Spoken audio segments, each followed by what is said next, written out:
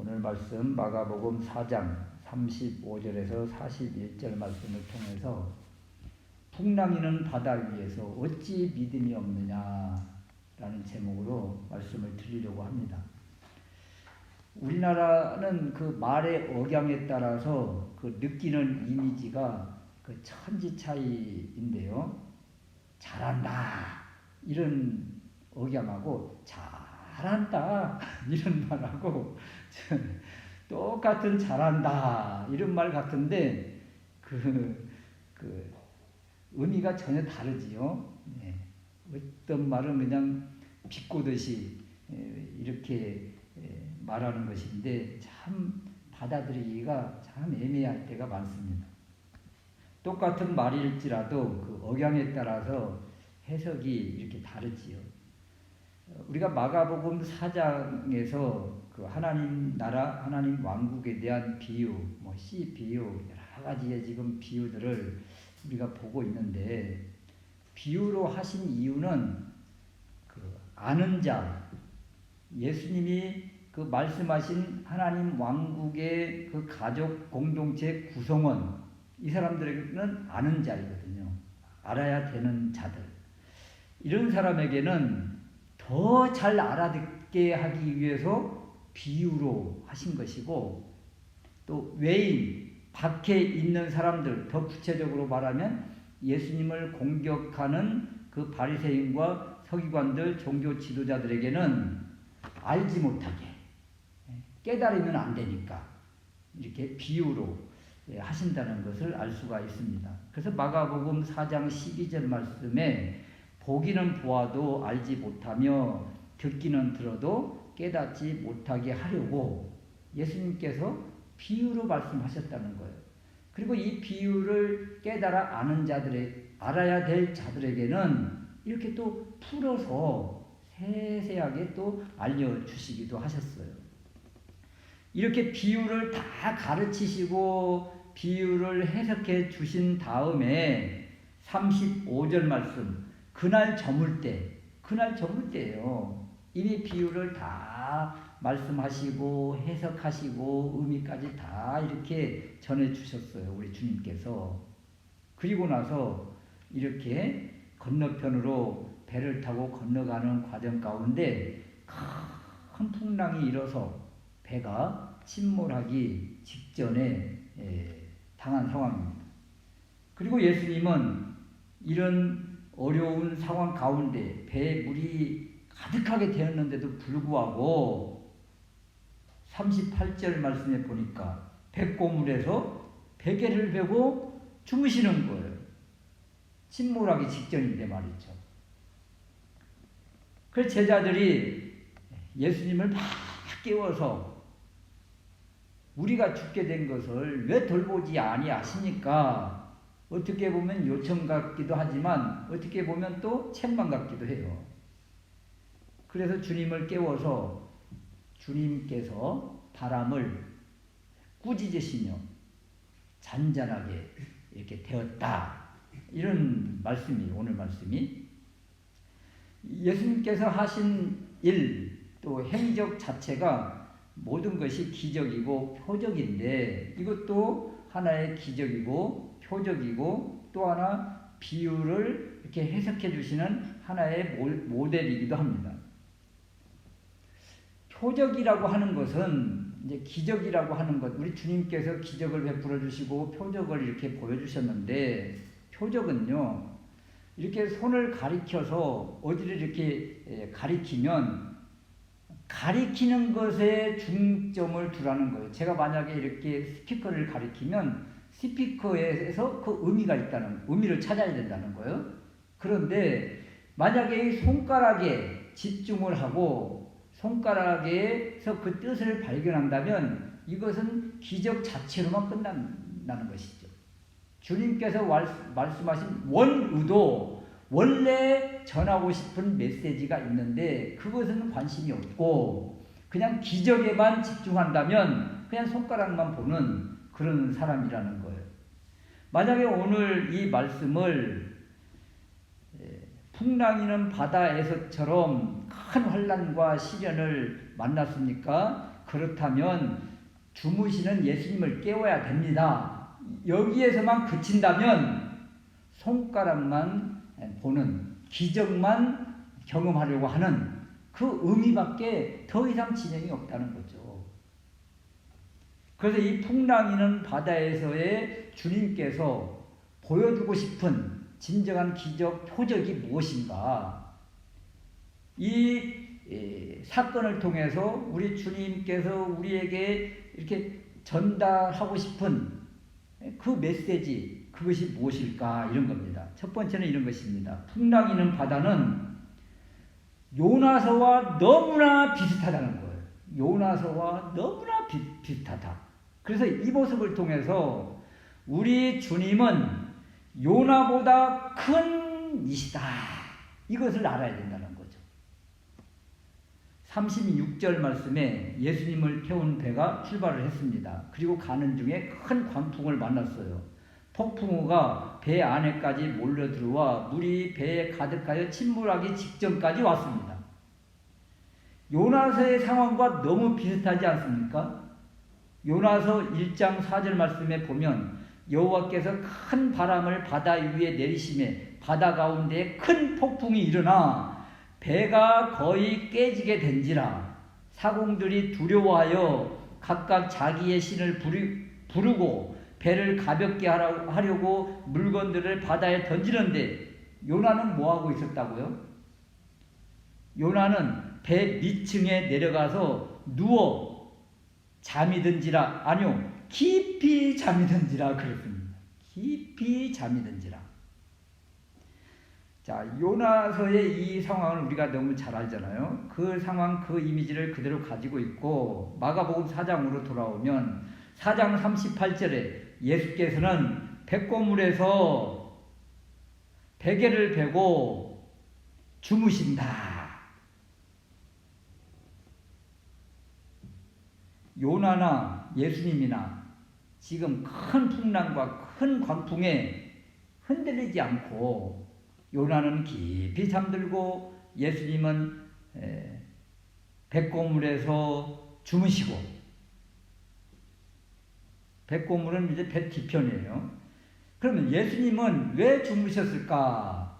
하루 종일 말씀 전하시고 이렇게 병든 자 고치시고 이렇게 해서 피곤하셔서 그러실까? 지금 이 상황 속에서 제자들이나 요나서의 그 선원들은 예수님과 요나를 질책하듯이 책망하면서 막 깨웁니다. 요나서 1장 6절 말씀에 자는 자여 어찌함이냐 일어나서 내 하나님께 구하라. 막 그러죠. 제자들은 어때요? 제자들이 깨우며 이르되 선생님 우리가 죽게 된 것을 왜 돌보지 아니하십니까? 원망성, 질책성, 책망하듯이 우리 주님께 지금 항변하고 있는 모습이에요. 물론 이제 잔잔하게 된 배경은 다릅니다. 요나서에서는 이 재앙이 누구에게서인가 하면서 제비를 뽑아서 요나가 당첨이 되어서 요나를 바다에 던졌더니 그 흉했던 바다가, 날뛰었던 바다가 잔잔해졌어요. 마가복음에서는 예수님께서 깨어서 39절 말씀에 바람을 꾸짖으시며 바다들을 이르시되 잠잠하여라 고요하라 이렇게 선포하시니까 잠잠해졌습니다. 여기에서 요나서와 예수님과의 연관성 속에서 우리 주님께서 우리에게 주고 싶은 메시지가 이 안에 있다는 거예요. 요나가 바다에 던져진 것은 죽음을 상징합니다. 물고기 뱃속에 들어가 있는 그 사건은 죽음을 상징해요. 마태복음 12장 38절 말씀에 서기관과 바리새인 중 몇 사람이 예수님께 와서 선생님이요 우리에게 표적 보여주시기를 원합니다. 이렇게 막 표적을 보여달라고 예수님께 원합니다. 그때 예수님께서 병든 자를 고치시고 귀신을 쫓아내시며 메시아 그리스도의 그 표적과 능력을 그렇게 많이 보여주셨는데도 불구하고 또 서기관과 바리새인들은 표적을 계속 요구를 해요. 그렇게 많이 보여주셨는데도 불구하고 이때 우리 주님이 마태복음 12장 39절 말씀에 이렇게 말씀하십니다. 악하고 음란한 세대가 표적을 구하나 선지자 요나의 표적 밖에는 보일 표적이 없느니라. 요나의 표적을 지금 끄집어내고 계세요. 그러면서 요나가 밤낮 사흘 동안 큰 물고기 뱃속에 있었던 것 같이 인자도 밤낮 사흘 동안 땅속에 있으리라. 요나가 바다에 던져진 것을 우리 주님은 요나의 죽음으로 보시고, 그리고 고물에서 주무신 표적, 이것도 하나의 이 요나의 죽음 사건과 같이 잇대어 있는 모습으로 우리에게 지금 메시지를 주시는 거예요. 당신의 죽음을 미리 보여주신 것입니다. 백고물에서 지금 주무신 사건은 요나의 사건과 연결을 해서 요나의 죽음과 예수님 당신이 앞으로 죽어야 될 것을 지금 예표로서 보여주고 계신 거예요. 더군다나 깨어서 바람을 꾸짖으신 사건, 깨어서, 이 깨어서라는 이 단어가 바로 죽음에서 일어나는 그 부활용을 하는 거예요. 이 깨어서라는 단어가. 그러니까 잠자는 것은 죽음을 예표하고 깨어서 일어나시는 사건은 부활을 보여주신 사건, 미리 지금 암시하고 있는 거죠. 십자가의 죽음, 요나의 죽음, 또는 예수님이 백고물에서 주무시는 하나의 죽음의 상징, 예표, 이것은 사탄이 잠깐 승리한 것처럼 보입니다. 예수님의 죽음이 그런 것 아니겠어요? 자기들이 승리한 것처럼 보였어요. 지금 큰 광풍이 불었습니다. 이건 역시 이 사건에서 제자들 다 지금 뭐 두려워 떨며 다 지금 죽어가고 있는 것과 똑같아요. 믿음으로 실패한 것과 똑같아요. 예수님 주무시고 계세요. 그래서 큰 풍랑을 일으킨 그 어떤 세력이 지금 예수님을 이기는 것처럼 보인다는 거예요. 그런데 주님이 일어나셨잖아요. 주님이 깨어나셨잖아요. 이것은 부활을 상징한다고 그랬어요. 부활하신 주님이 사탄이, 뱀이 그 발 뒤꿈치를 문 사건을 우리는 보통 죽음을 이야기합니다. 예수님의 십자가의 죽음을. 그리고 부활하신 그 사건이 바로 그 뱀의 머리를 짓밟는 그 사건으로 부활은 바로 승리다. 이것을 우리에게 보여주셨거든요. 바로 이 사건을 지금 보여주고 계신 거예요. 그러니까 일어나셔서 깨어서 부활 용어인 깨어서 바람을 향해서 꾸짖고 잔잔하라고 명령하시잖아요. 그 모든 것들이 잔잔해집니다. 이것이 바로 예수님의 부활 승리를 미리 지금 예표로 이 사건을 통해서 보여주고 계신 거예요. 그리고 나서 요나서로 다시 돌아가면 요나가 3장 3절 말씀에 물고기가 육지에 토해내자 여호와의 말씀대로 일어나서 니느웨로 가거든요. 근데 이 니느웨로 가라고 한 이 말씀을 전에 받았지만 그때는 가지 않았습니다. 왜냐하면 니느웨에 악독이 상달되어서 가서 요나야 심판을 선언해라. 이렇게 요나가 하나님의 말씀을 받았는데 그럼 그대로 가서 그냥 심판을 선언하면 그 니느웨는 이제 하나님의 심판으로 다 멸망당할 것 아닙니까? 그러면 가서 전해야 될 것 아니겠어요? 그런데 요나는 하나님의 속성을 아는 사람이에요. 하나님의 마음을 아는 사람이에요. 하나님이 어떤 분인지를 아는 사람이세요.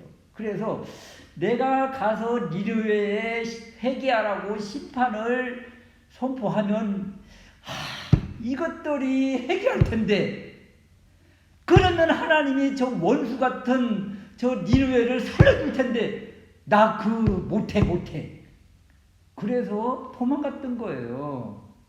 그런데 물고기 뱃속을 경험한 이후에 이제는 이제 하나님의 말씀대로 순종을 해서 니느웨에 가서 이제 복음, 심판 선언하는 것이 바로 복음입니다. 복음. 왜냐하면 그것을 듣고 돌아오는 자, 회개하는 자는 사는 것이기 때문에 심판의 메시지, 그것도 복음이에요. 복음.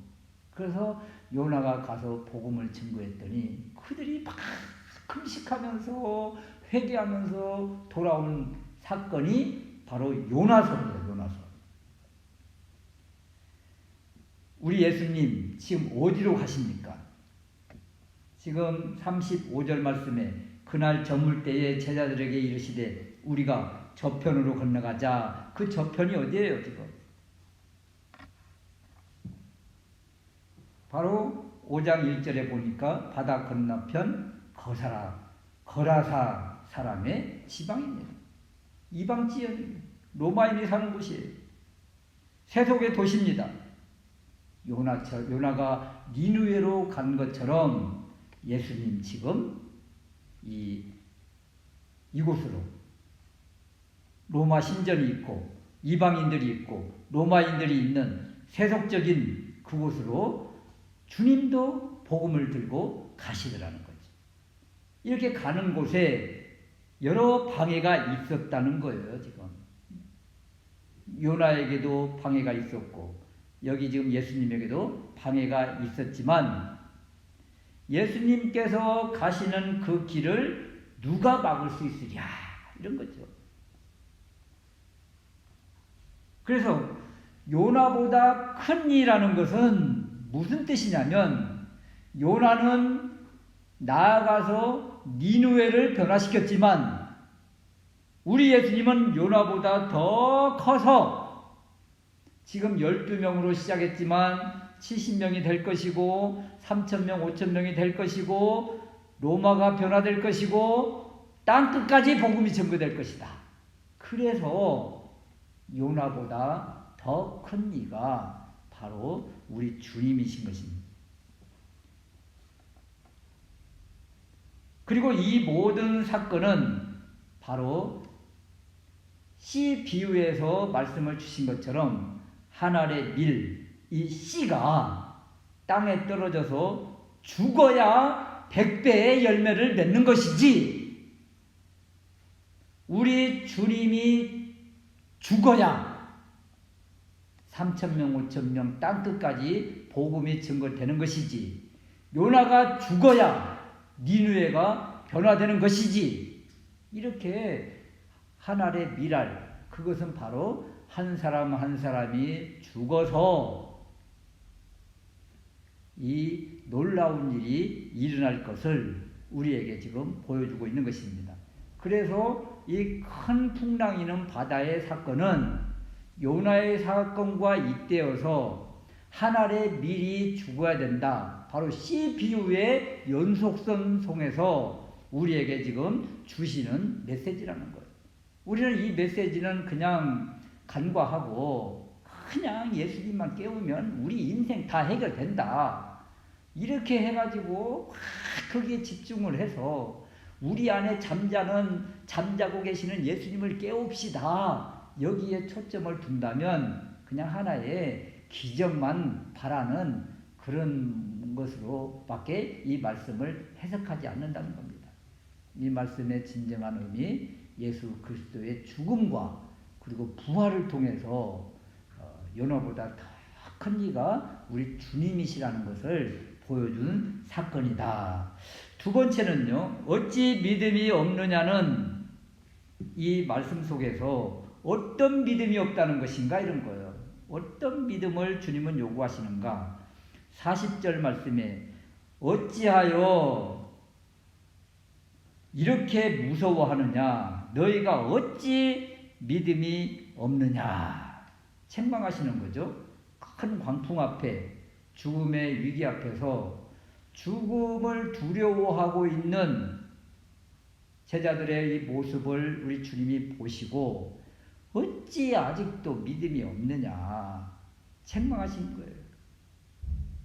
죽게 생겨서 죽음이 두려워서 떨고 있는 제자들에게 하신 책망인데, 계시록 21장 7절에서 8절 말씀에 보면 이기는 자는 이것들을 상속으로 받으리라. 나는 그의 하나님이 되고 그는 내 아들이 되리라. 그러나 두려워하는 자들과 믿지 아니하는 자들과 흉악한 자들과 검술가들과 우상 숭배자들과 거짓말하는 모든 자들은 불과 유황으로 타는 못에 던져지리니 이것이 둘째 사망이라. 이 둘째 사망을 이야기하실 때 두려워하는 자들과 믿지 않은 자들과 같이 보고 있다는 거예요. 같이. 제자들이 지금 죽음을 두려워하고 있는데 우리 주님은 이것을 보고 믿음이 없다고 책망하십니다. 그러니까 두려워하는 것과 믿음이 없는 것은 같은 거라는 거예요. 같은 의미라는 거예요. 두려워하는 모습을 보니까 믿음이 없는 것이고, 믿음이 없으니까 또 두려워한다는 거예요. 이날 씨 비유를 통해서 그렇게 말씀을 받았어요. 씨 비유의 핵심은 씨가 죽으면 하늘 그대로 있고, 씨가 죽지 아니하면 하늘 그대로 있고, 죽으면 많은 열매를 맺느니라. 죽어야 이 말씀이 꽃을 피우고 열매를 맺는다. 이것을 그렇게 말씀을 우리 주님께서 비유를 주시고 해석해 주시고, 다른 사람들 외인들은 알지 못하도록 비유로 그냥 말씀하시고 끝 하셨는데, 그렇게 말씀을 주셨음에도 불구하고 제자들은 아무 깨달음이 없었다는 거예요. 예수님 주변에 있으면 복을 받는다는 기복신앙만 생각을 했죠. 예수님 주변에 있으면 치유받고 귀신도 쫓아내고 그런 능력만 생각을 했죠. 예수님 붙잡으면 출세한다는 권력 욕심만 있었죠. 자신이 죽어야 된다는 이 생각은 한 번도 생각해 보지 않았다는 거예요. 지금 예수님과 함께 있는 배입니다. 이 배가 침몰하여 예수님과 같이 죽으면 어떤 일이 일어난다고요? 100배의 열매를 맺는 것입니다. 이것이 바로. 이렇게 한 번만 생각을 하면 지금이 죽음의 기회구나. 죽는 기회구나. 그렇게 말씀을 받았어야 된다는 겁니다. 누군가가 만약에 이렇게 외쳤다면 우리 주님 얼마나 기뻐하셨겠어요. 100점짜리다. 100점짜리. 가르친 보람을 느꼈을 것입니다. 그런데 아무도 그런 믿음의 모습은 보이지 않고 그냥 두려워서 벌벌 떨기만 하고 오히려 주님을 깨워서 책망하는 듯한 그런 뉘앙스로 지금 주님을 가르치려고 하는 그런 모습이라는 거죠.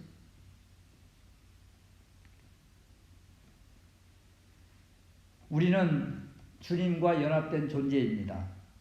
이것을 깨닫지 못하니까 제자들이 주님 붙잡혀 가실 때 다 도망가고 십자가 아래서 도망가고 그랬던 거예요. 주님이 책망하신 믿음이 없느냐? 이 믿음은 우리가 죽어야 우리 안에 주님이 들어오신다는 겁니다. 이것은 우리의 고행, 수행이 아니라 갈라디아서 2장 20절 말씀처럼 내가 그리스도와 함께 십자가에 못 박혔나니, 우리가 그리스도와 함께 못 박혔나니 무슨 뜻입니까? 죽었다는 거예요. 그리스도와 함께 연합된 존재로 같이 죽었나니, 이것을 이해를 못하니까 씨 비유 자체도 그냥 비유로 끝나고 그냥 100배의 믿으면 100배의 열매를 맺습니다. 그냥 그 복만 생각을 한 거예요. 내가 그리스도와 함께 십자가에 못 박혀 죽어야, 그것이 믿음으로 고백이 되어야 주님이 내 안에 계신 것이고 나는 죽고 주님이 사는 것입니다. 그럴 때 놀라운 일이 나타나는 거예요. 그럴 때. 이 믿음이 지금 없다는 거예요. 세 번째 우리가 생각할 이 말씀은 41절 말씀인데, 우리 마지막 절 41절 우리 한번 같이 읽겠습니다. 저희가 심히 두려워하여 서로 말하되 선생님은 뉘시기에 바람과 바다라도 순종하는고 하였더라. 아멘. 그가 누구이기에, 예수님은 누구신가? 그렇게 많은 능력과 표적을 보여주시고 비유를 풀어서 가르쳐 주시는데도 불구하고 제자들은 여전히 알지 못합니다. 그가 선생님은 뉘시기에. 그렇게 지금 그러고 끝납니다. 지금 선생님은 뉘시기에.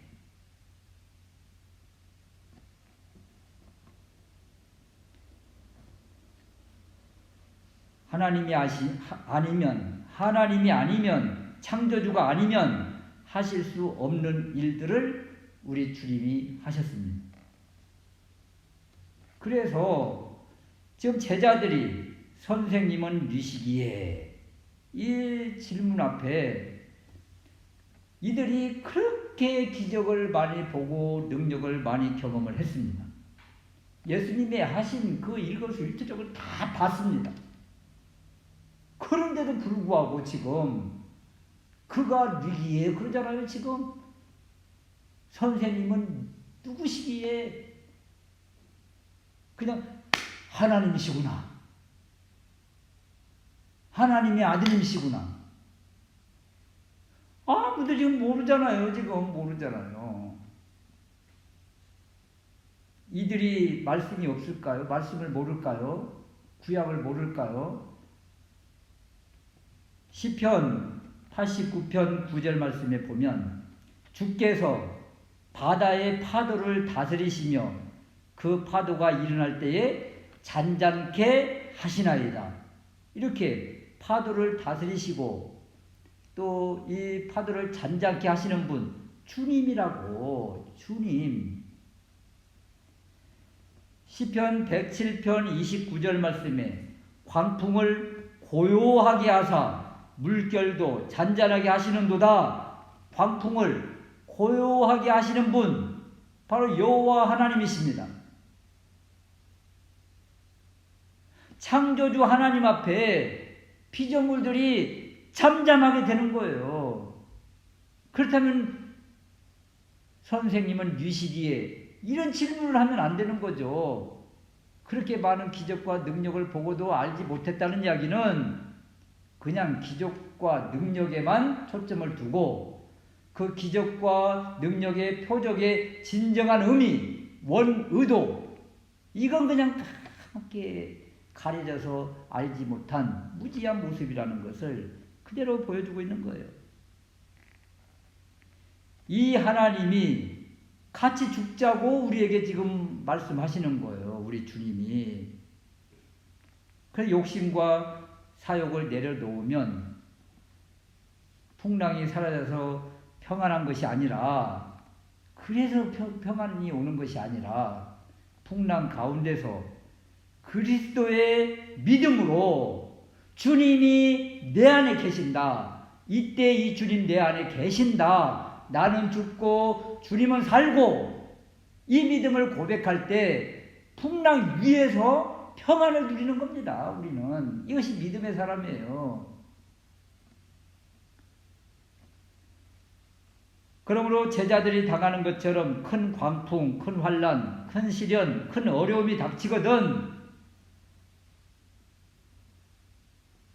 이제 우리는 주님과 같이 죽는 것이 아니라 이미 우리는 주님과 연합된 존재가 되어서 이미 죽었어요. 이미 우리는 이미 죽은 자예요. 이미 죽은 자. 로마서에서는 계속적으로 우리는 주님과 함께 연합한 자이므로 이미 죽은 자라고 계속 선포하는데도 불구하고 아직도 죽으려고 한다는 거예요. 아직도 죽으려고. 그러니까 그냥 두렵기도 하고 무섭기도 하고 또 도망을 가고 배신도 하고 그러는 거죠. 이미 죽은 자는 말이 없는 것입니다. 이미 죽었다는 그 믿음이 들어와 있으면 그냥 내 안에 주님이 그냥 일을 하시는 거예요. 주님이 일을 하시는 거.